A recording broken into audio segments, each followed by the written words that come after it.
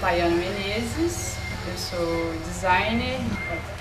Meu nome é Joelma, eu sou presidente da Associação dos Catadores, Cascavel.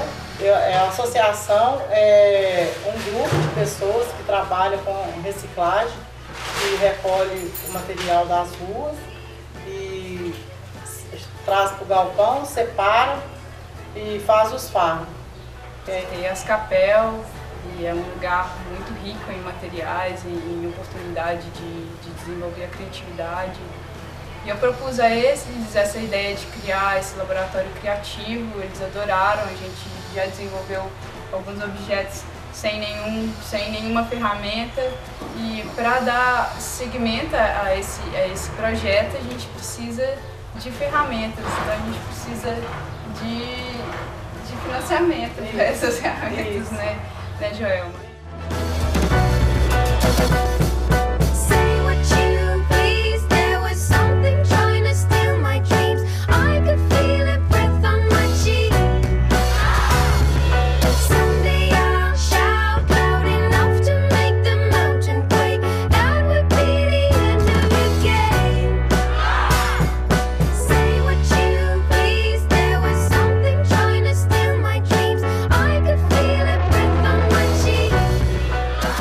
Oi, sou Gianluca, estudante de Ecodesign no Politecnico de Torino. Faço parte do Laboratório Superfluo, que desde 2010 se ocupa de projetos feitos com materiais recuperáveis.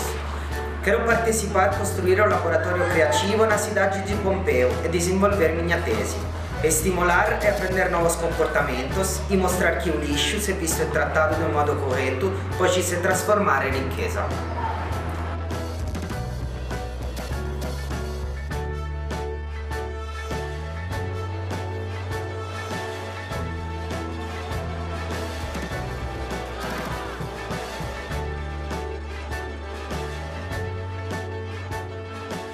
Para desenvolver mais esse projeto com madeira, que para nós é uma aprendizagem muito importante. E outra coisa que a gente está tentando tirar do meio ambiente também de uma forma bonita, né?